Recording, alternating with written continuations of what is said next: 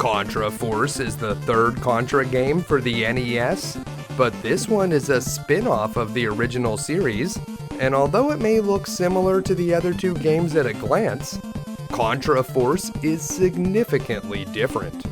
Konami, the company that developed the first two Contra games, had been working on a game titled Arkhound for the NES, but it experienced several delays in development, and after the Super Nintendo released in Japan in 1990, Konami ultimately decided that Arkhound was unlikely to find an audience, so they canceled the game.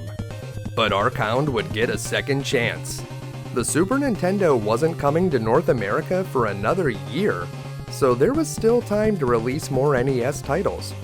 The Contra games were extremely popular, and Arkhound featured similar gunplay, so it was retitled for North America, and for a time, Konami considered officially calling the game Contra 3. Of course, that title wouldn't last.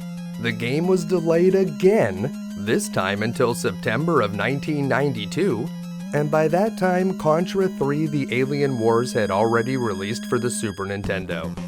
It's crazy to think that if it wasn't for all the delays, we could live in a world where North American players would have this game as Contra 3, and the Alien Wars would have been Contra 4. When Contra Force finally released in North America, it was met with mixed reviews.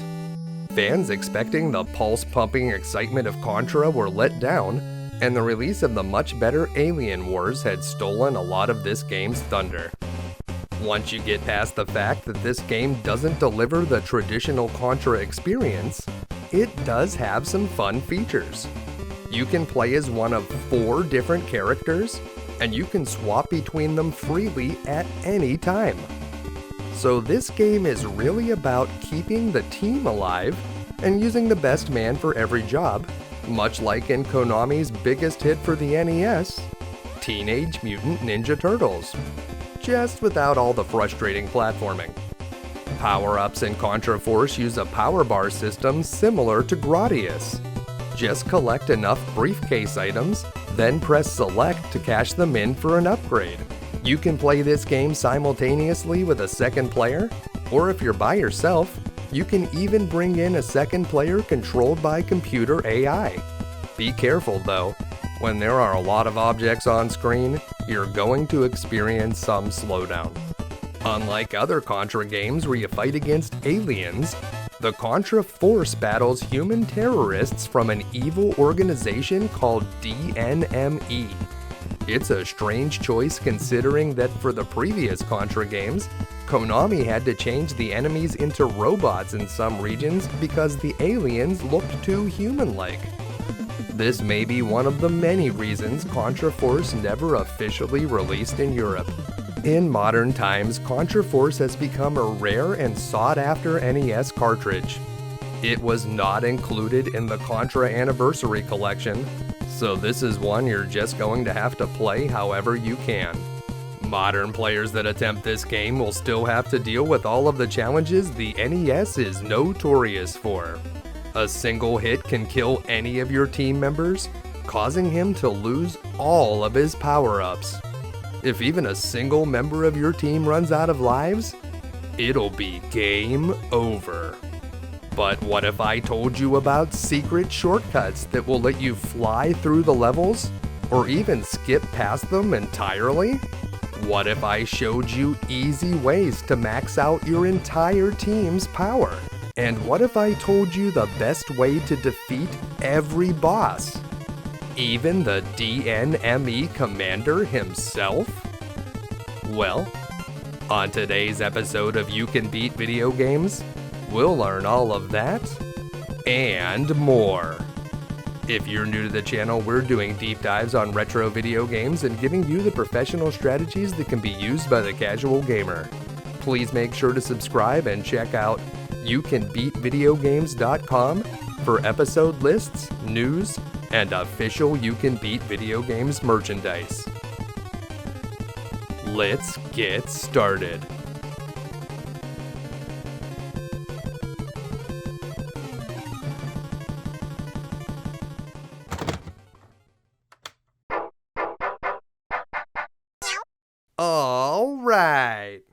Contra Force.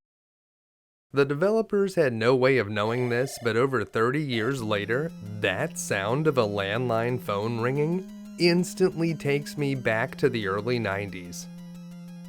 The story begins when the leader of the Contra Force, a guy named Burns, gets a phone call from this other guy named Fox, and Fox says that we need to meet him in an old warehouse at the edge of town.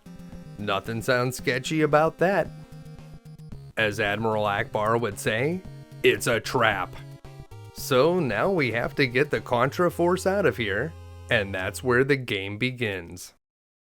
As we begin a new game, we can choose between one of our 4 characters, Burns, Smith, Iron, or Beans, because making up less generic names was just really hard, you guys.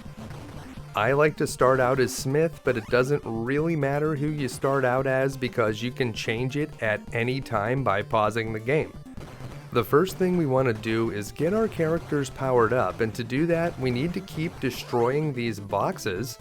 When you blow up those boxes, they're going to drop a suitcase item, so you want to pick those up whenever you see them, and then just walk back to the left, and when you head back over to the right, you'll see that the boxes have respawned, and we can collect that suitcase item again. Sometimes 2 suitcase items will drop. The first upgrade that we got are the homing missiles. The homing missiles are awesome because not only do they have excellent range, they will seek out and find enemies, although occasionally they'll get stuck in a loop, but you can see how effective they are here. I especially like to use Smith as a secondary character, controlled by the CPU, so once I have his homing missiles, I'm going to switch over to Burns and try to get him powered up as well. Watch out for this forklift. If you touch the sharp front of it, you'll get killed, so try to coax it out and then jump onto the front of it. And make your way across the top here. There will be an enemy at the end, and down here you'll see another set of boxes.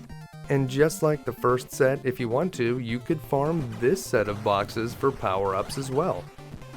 It's handy to know multiple places where you can farm for power-ups in case your characters die and you need to get their powers back. Burns' hand grenades are decent, but I prefer his third power-up, the machine gun. We're using that right now, and we're aiming at the green pistons at the top of the screen to take out these crushers. The machine gun can be fired simply by holding down the button, and it has excellent range. We can switch over to Smith to use the homing missiles to take out this enemy. Remember, you can switch between your team members at any time. Let's try out our third character, Iron. Iron is the worst jumper and he's the slowest character, but he makes up for it with raw power. Even his level 2 power-up, the flamethrower, is very good, and you can see how to navigate these boxes. If a box is on the screen, another one's not going to drop, but if you destroy the box, then another box will drop almost immediately. So the best way to deal with those boxes is to leave one on the screen and either walk behind it or jump over it, depending on which direction it's moving. We have the flamethrower right now. The flamethrower is very powerful against bosses. It doesn't have very good range, so you may like his third power-up, the bazooka. You might like that more, but the flamethrower can go through walls, so it's certainly a viable option. Now we switched over to Beans because we're going to be doing a bit of platforming here, and we haven't really invested into Beans yet, so if he was to fall and die, well, at least we wouldn't lose all the power-ups that we already got.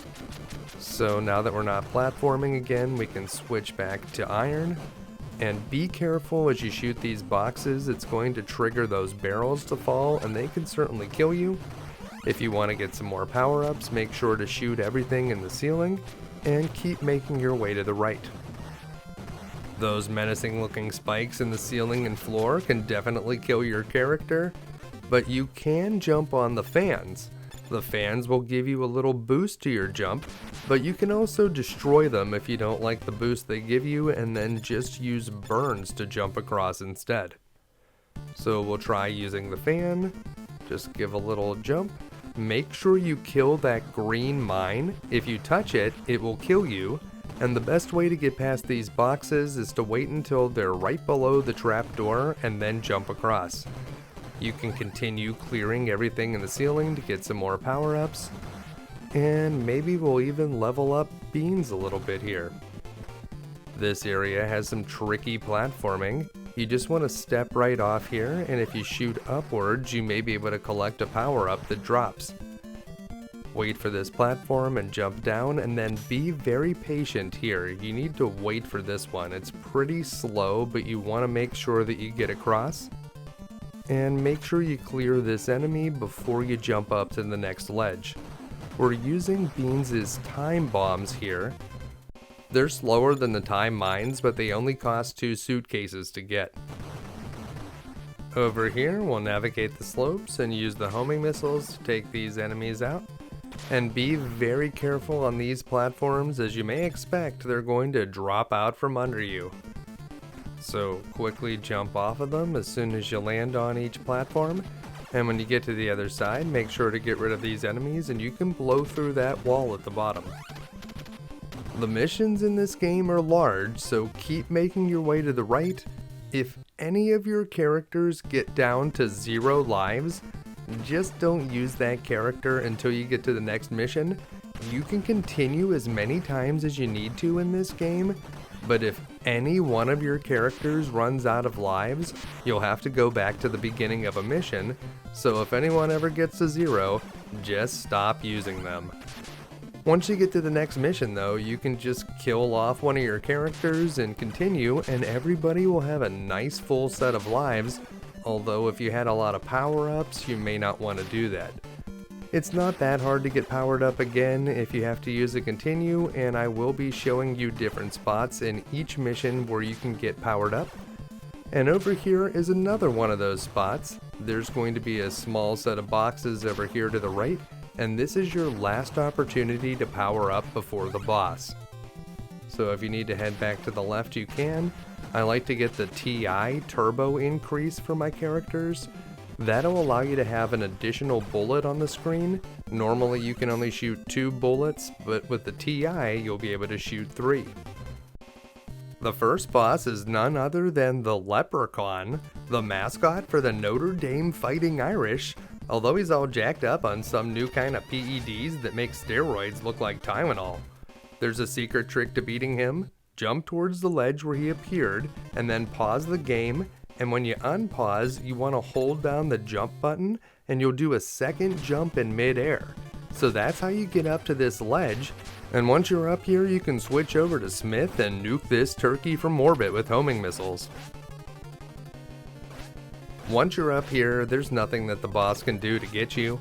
Using Smith's homing missiles makes this one easy, but there are a lot of ways you can defeat this guy once you get up on this ledge. So if you know that jump trick, this boss is super easy to beat.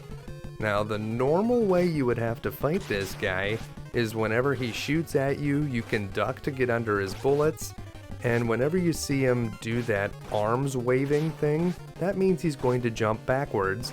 So keep that in mind if you are on the ground and fighting against this guy.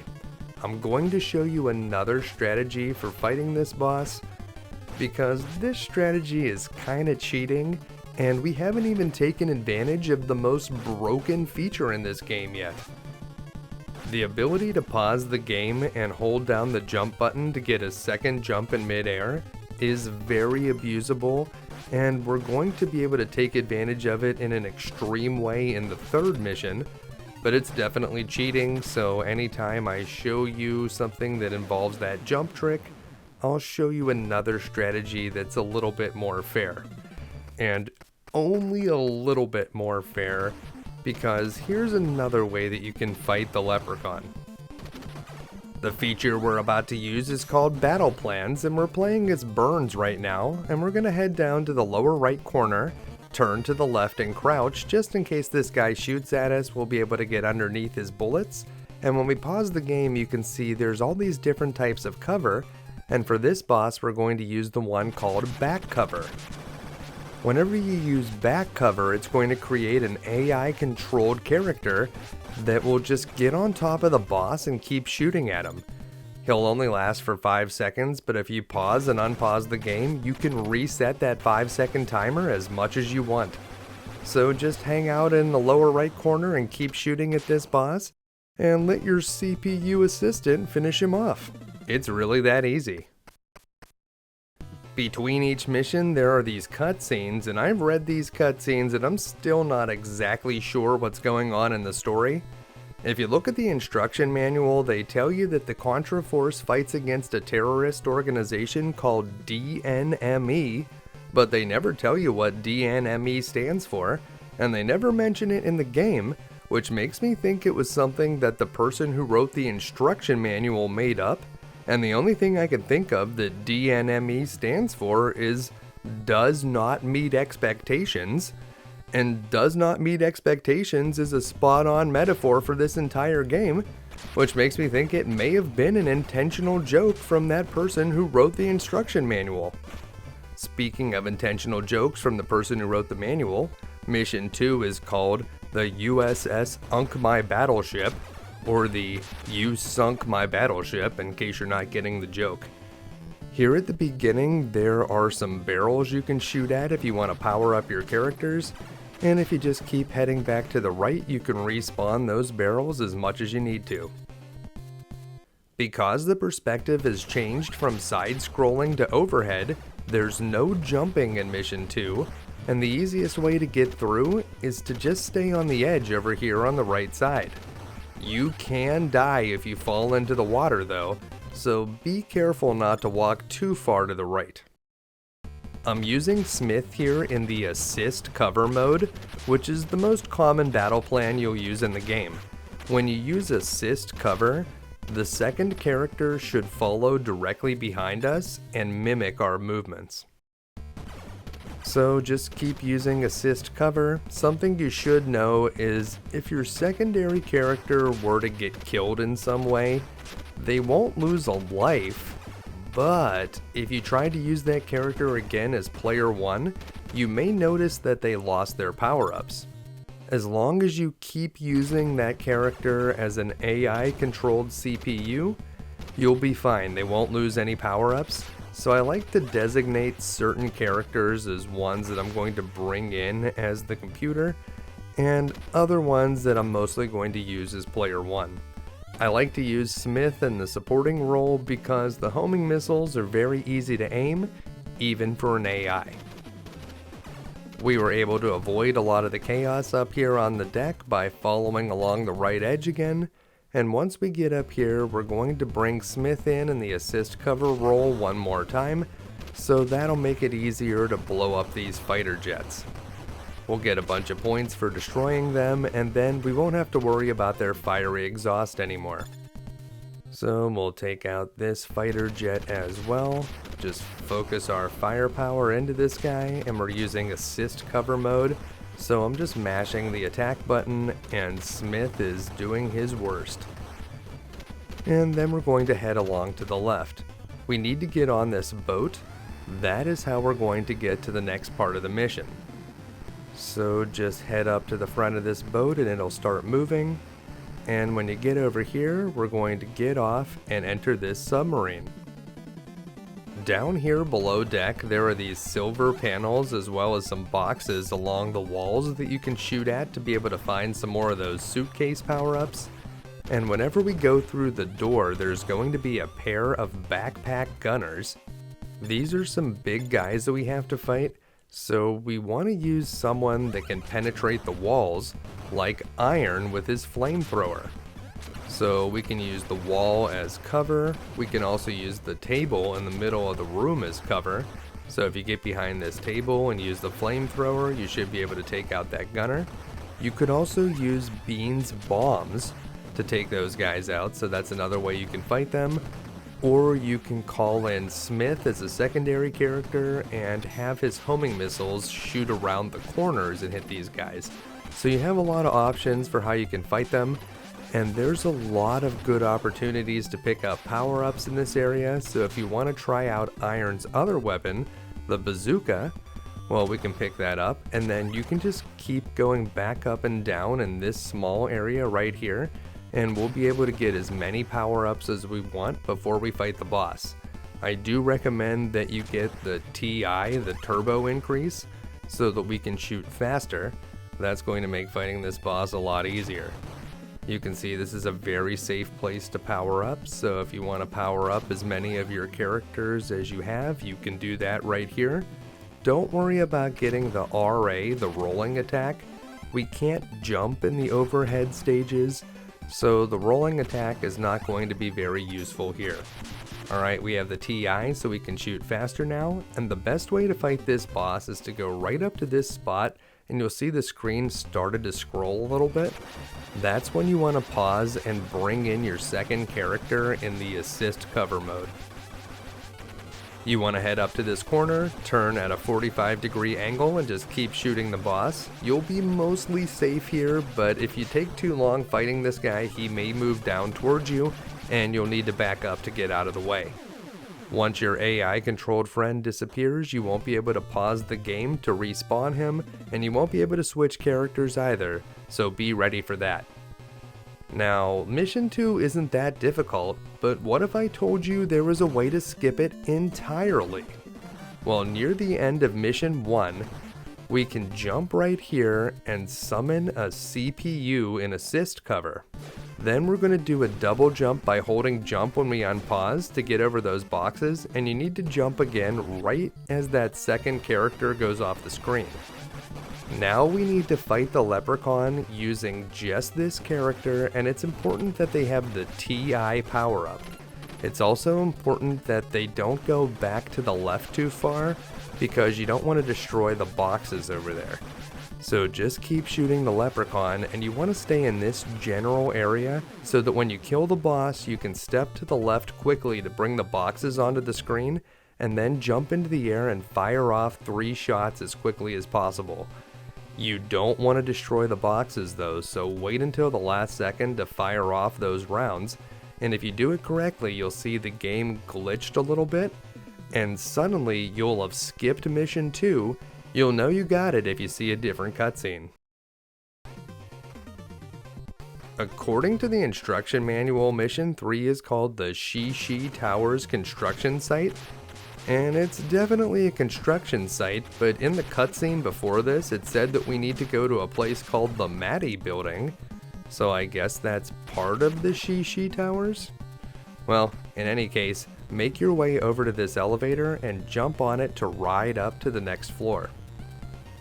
This game does a nice job of changing the perspectives to inject some variety into the gameplay. We want to get on the lower of these 2 green platforms, but you can ride the elevator up a bit higher to get a better jump. Just don't stay on it for too long, it will explode. Make sure you clear the mines before you jump over to this platform, and then you can shoot those boxes to hopefully reveal a power-up. Follow the lower path down here and jump onto another green elevator. We're going to ride this elevator up and jump over to the platform on the right, but there's a bunch of enemies over there, so what we want to do first is bring in Smith using assist cover mode. We can use his homing missiles to clear out those bad guys, and then we'll jump off the elevator before it hits the top and explodes. If we shoot the ledge underneath that box, it'll drop down and we'll be vaulted up to this higher platform, and we can just make our way to the right. Watch out for a few enemies over here, and we can climb up the chains in this area. This part is tricky. We need to jump from chain to chain to the left without hitting the electricity below. We'll use Beans because he's one of our better jumpers, and you need to jump from lower on the chains than you may think because hitting your head off the ceiling will mess up your jump. If you're having trouble with this, you of course could pause the game and hold down the jump button and just fly through the air as you go to the left. Jump onto this hook as it swings to the right. Once you make it across, there's a tricky jump coming up, so we're going to clear some boxes out, so we'll take care of those, and then we're going to switch over to Burns because he's the best jumper, and we're going to switch over to him by himself so that we don't accidentally destroy all these boxes.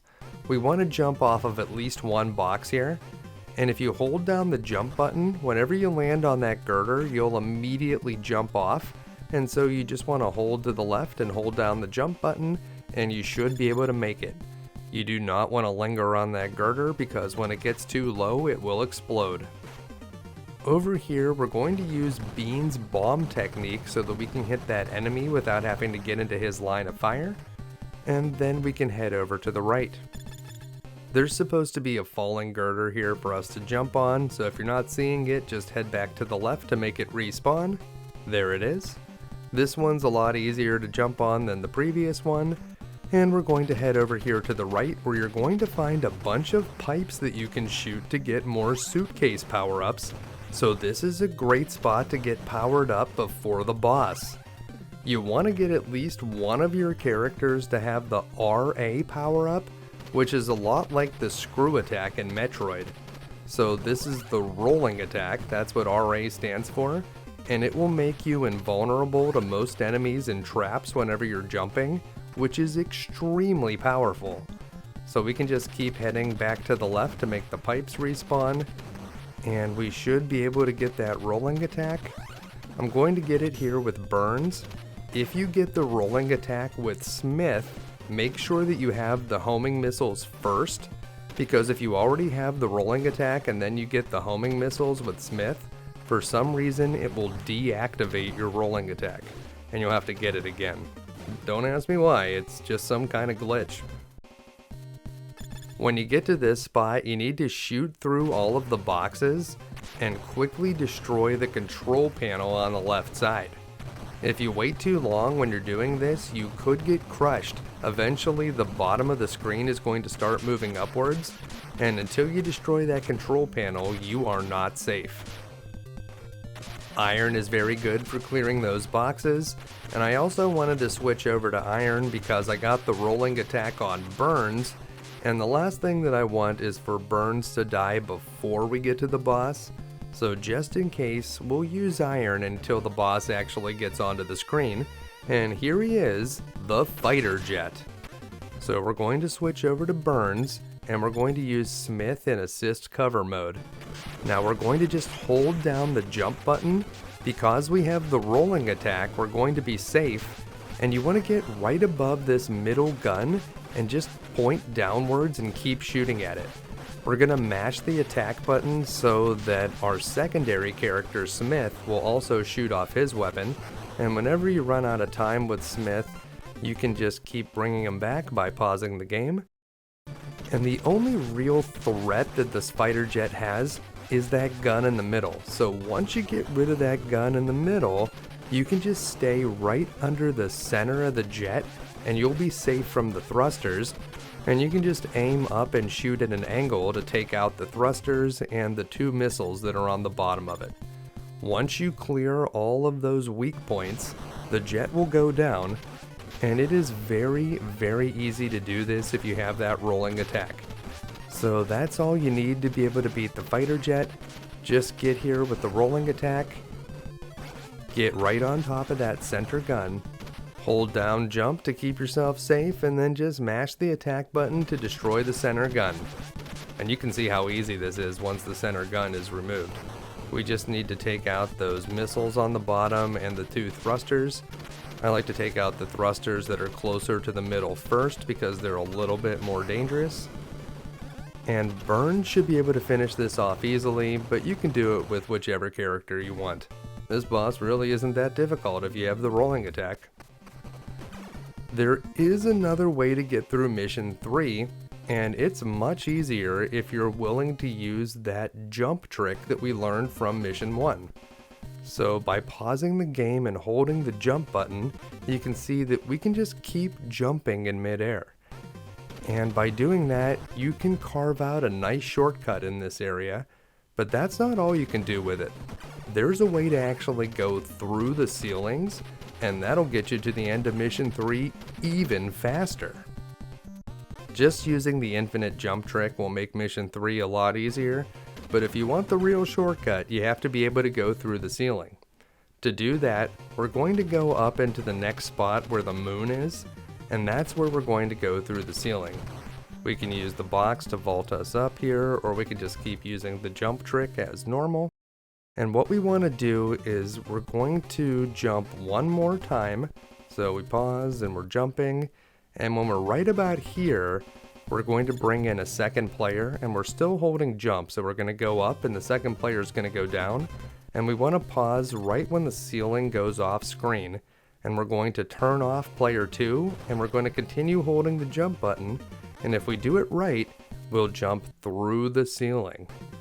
Now we want to head over here to the left, and from this spot right here, we're going to do the trick again. So we're going to bring in a second player, hold a jump, go over to this corner, turn the second player off, continue to hold a jump, and we're going to jump right up through.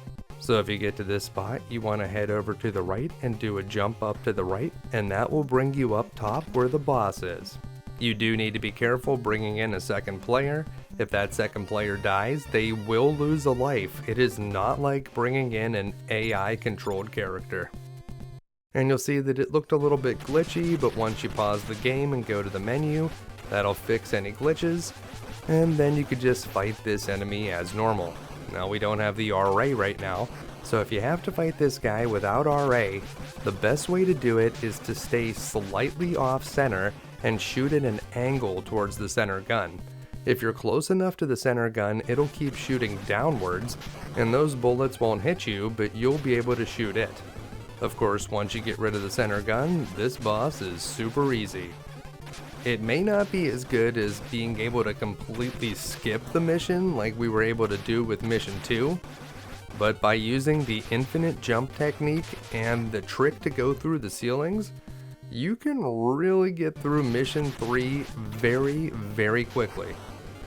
So then all we have to do is finish off this boss, and it'll be time to head to mission 4. Mission 4 is probably the longest one in the game, so get ready for that. It's going to be another overhead stage. Once the fighter jet goes down, we'll be picked up by the Thunder Wolf helicopter, and that's going to take us to the next mission. Before we head off to mission 4, we have another one of those confusing cutscenes. What is going on in this game's story? It seems like we're radioing for help, but the only one we get on the line is this guy. Burns, it's me. Should we know who that is? I think this guy's the leader of the terrorists, and he tells us, remember, your destiny will be played out in this town. Ha ha ha. Yeah, destiny's so played out, man. I know where you are, okay? You'll have the same fate as the people who are sleeping in that building. What building are you talking about? The last building we were in was a construction site. Were there people sleeping in there? Well, in any case, we made it to mission 4, the Thunder Wolf helicopter. At least that's what it's called in the instruction manual. This is really just a series of airplanes. The helicopter's just how we got here. There is a wind effect in this mission that'll keep pushing you to the right, so make sure to compensate for that as you move along here. We haven't used our fourth character, Beans, very much yet, so we're going to see what he can do. If you need to power up any of your characters here at the beginning of mission 4, you can keep destroying these gray ventilation grates at the beginning of the mission. That's a great place to power up. So just keep walking them off the screen and keep shooting them, and you'll be able to get more of those suitcase power-ups. And we can try out Bean's TM power, which is the timed mines. Unlike the time bombs, the mines blow up a lot more quickly, and if you get the TI, the turbo increase, you'll be able to have 3 of them on screen instead of just 2. There's a pair of gun turrets that guard this door. If you can get all the way up to the door, you'll be safe from them. They can't shoot completely to the right or the left. Once you get through, you can use the bombs to hit the enemies on the other side of this wall. This is one of the most effective uses of Beans. He can use the bombs to go through obstacles and cover, and he'll be protected on the other side. The timed mines are faster than the timed bombs, but they're still kinda slow. So whenever I use beans, it's very important to have a second character to keep him covered while you're waiting for the bombs to explode. So we have Smith in as an assist cover, and whenever Smith goes away, we can just pause the game to bring him back. And there's a bunch of boxes over here on the left side if you need some more power-ups, but we need to head up onto the wing to get to the next area. It's going to look like it's a dead end, but it's not. If we go to the end of the next wing and just wait around, another airplane will come and we'll be able to step from this plane onto the other one. Definitely don't try this at home. So we're gonna head out onto this wing, go all the way to the top. There's some more places that we can destroy to get some suitcase power-ups. So clear those out if you need them. Watch out for the wind effect, you don't want to get blown off the side. Take out any enemies that are in your way. Make sure to keep your second character in so that you can keep the firepower going, especially if you're using beans. If you're using somebody else, you can just keep shooting at the enemies, but watch out for enemies that spawn right on top of you as you're moving up the screen. There's a whole bunch of enemies here waiting for you at the end of the wing, and this is where the next plane is going to come, so you just gotta wait here. Wait, and there's the other plane, but wait until it gets very close. If you try to step over it while there's a gap, you will fall between the two planes and you'll lose a life and you'll lose all the power-ups on that character too, so that would be pretty annoying. Keep that in mind and make sure that you're safe as you go from plane to plane. We're going to have to do a lot of these plane transitions to be able to get out of this mission, so you'll need to get good at them now. Keep working your way up the screen, take out the enemies that are in your way, make sure to keep your assist characters in, power up where you can, but we're just working our way upwards. That's all you need to do here. You don't have to go very far to the left or the right, just keep moving up. And whenever we get up a little bit higher here, we're going to hit another one of those doors, and it's once again guarded by two turrets. You want to quickly get past the turrets. You can see they can only shoot at an angle. They can't shoot you when you're right up against the door. We can use our bombs to hit the enemies on the other side of that wall. And we'll continue to pause so that we can keep Smith in the game. We do not want to get shot as soon as we go across here, and there was an enemy up at the top that had a flamethrower, so the enemies are getting pretty dangerous around here. Make sure that you keep a second character in here to take care of them. We're going to head up onto the wing again, and yep, you guessed it, we're going to have to transition planes again. There's some turrets that pop out of this wing. Those are very dangerous, but they can only shoot in a few different directions, so try to drop a bomb right on top of one of those and then walk away to an area where it can't hit you. And we should be able to get this one. Come on, bombs, there we go. And then we'll just head on up here. There's a few enemies guarding the edge of this wing. We can easily take them out with our explosives. And if you need to, you can always bring in a second character, but we're going to be able to hit these guys around the corners with the bombs. There was really no way for that guy to hit us from where he was standing. The plane transitions are going to get harder up ahead. We're going to have to go onto smaller and smaller planes. So this time it's going to be a very small plane. Wait for it. And remember, you don't want to walk across until the wing is practically touching. So wait, there it is. Don't go on that very first touch, it moves away too quickly. Wait for it to come back and then go across. And up here, we're going to have to transition again at the end of this plane. So just wait up here at the end of the wing, and another plane will come soon. But this time we're being assaulted by missiles. If you stay all the way up at the edge of the wing, you should be safe from the missiles, but just in case, keep your eye open and move accordingly. There's another small plane that we'll transition to up here, and we just want to cross over to the other side of it, avoid the missiles, and wait for the next plane to pick us up. It's nice that these planes are flying close enough that we can just walk from one to another. How very convenient. I'm not sure who they got to fly this mission, but I'm glad they're taking it seriously, because any wrong move and we would probably go flying off of these aircraft. Alright, we made another plane transition, and it's another small airplane. So we're just going to keep doing as we have been, summoning in a second player, watching out for the enemies as we head up to the top of this plane. Of course, there's a couple that are just kind of milling around out there on the wings, no big deal. We're just kind of hanging out as people do on the wings of aircraft, and just dodging some missiles, watching the clouds go by. And this time we have a large wing to walk onto, but it only comes over to the very corner, so it's a more difficult transition than it appeared at first. And I have some good news. That was the last plane-to-plane transition that we're going to do. I'm going to switch back to Burns. Burns is pretty good against the boss, although we do want to be careful that we don't get killed and lose our power-ups before we get to the boss. I don't know why, but I always imagine Burns as being Mr. Burns from The Simpsons. Just giving these guys the beating of their lives.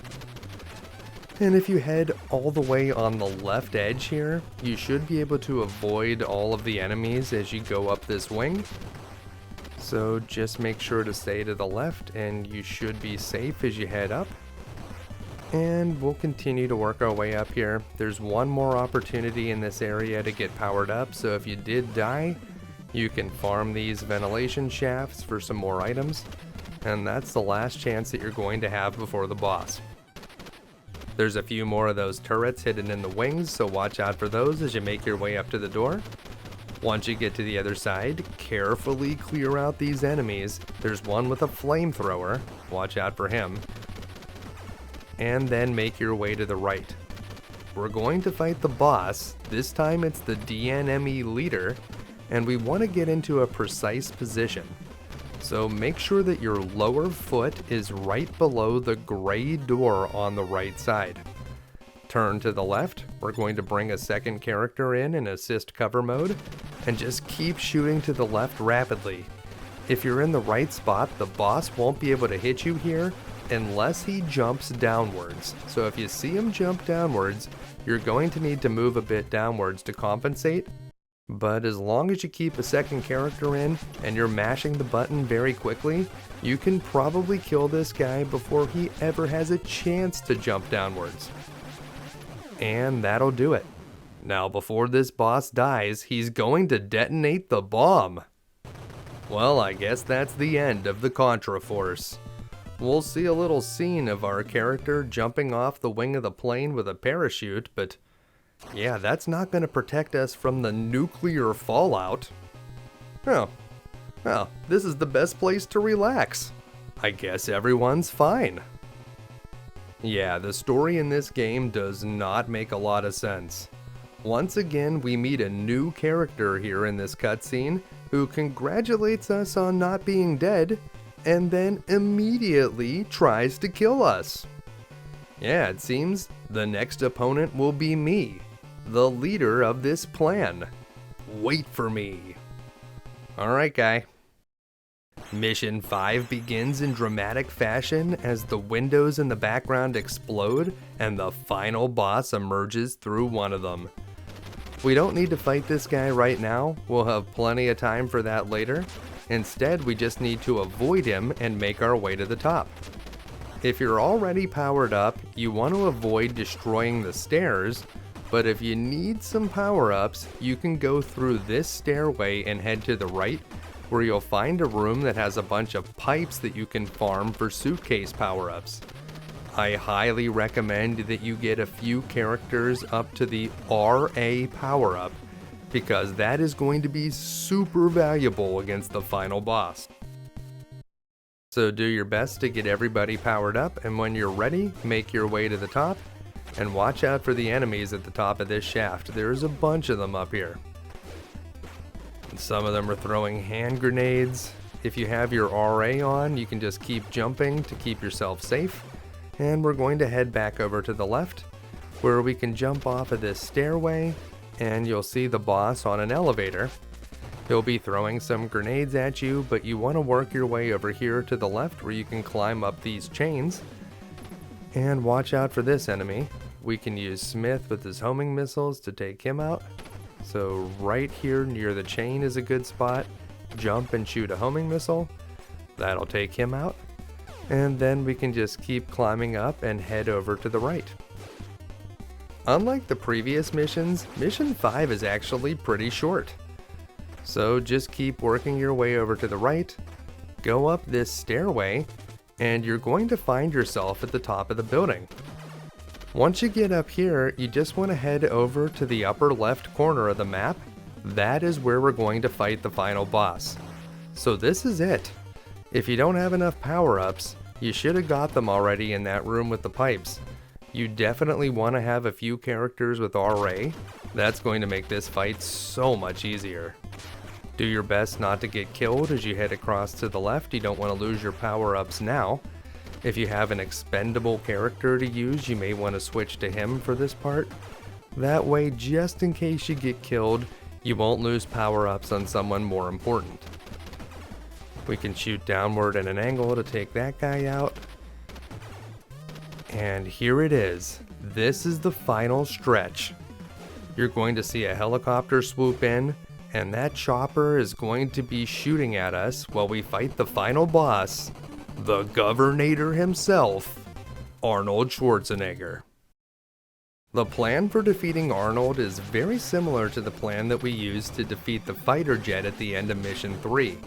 We're going to hold down the jump button so that we just keep jumping the whole time, and that's going to keep our main character invulnerable to all the attacks from the boss. We're also going to keep a second character in assist cover so that we can do additional damage. You can use whatever additional characters you want, and at this point in the game everybody's powered up, so I'm going to give all of the characters a chance against this guy. But remember, the most important thing is to keep the jump button held down, and while you're jumping you can just keep mashing the attack button so that your secondary character will keep attacking and Burns will keep attacking too. So we brought Beans in to use as explosives. If you can get right above this boss, that's probably the easiest way to score hits. Just keep jumping and shoot downwards at him. And it shouldn't take too much more now. This guy can take a lot of hits, but whenever he does that move, it means that he's defeated. We've done it. We've beaten Contra Force. All we can do now is sit back, relax, and enjoy the cheesy ending. This situation has ended with several things left unsolved. You don't say. As far as I'm concerned, everything in this entire story is left unsolved. I'm still scratching my head about what's going on here. Burns is still feeling that a suspicious figure is lurking behind him, but there is no doubt he will be devoted to fighting, which is why we can call it Burns' destiny. Well, I guess everything makes sense now. Roll the credits. This game may be lacking the excitement and the challenge of the other Contra games, but it's not a bad game. Its only real crime is having the Contra name. Being able to control 4 different characters is a lot of fun, and this is an NES game that allows you to be extremely overpowered, which is very gratifying and not very common on the system. I do like that the game changes up the perspective, just like in Super C, and I like that you can play 2 players simultaneously, so these are all good ideas. Being able to bring in a second character controlled by the AI is also nice, even if it's a little bit unfair, and adding the Gradius system of power-ups definitely works for an action game like this. I wouldn't mind seeing a game like Ninja Gaiden trying out a similar system. It's too bad that this game isn't included on the Contra Anniversary Collection, because even if it would be the worst game on that collection, I still think there's some people that would have enjoyed giving it a try. Well, I hope this video was able to help you finally beat Contra Force and bring an end to the terrorist exploits of DNME. If it did, make sure to give it a like, and make sure to subscribe for more videos, because there will always be more shameless spin-offs of popular game franchises, and that's why we'll be back again next week with another video game you can beat. Thanks for watching.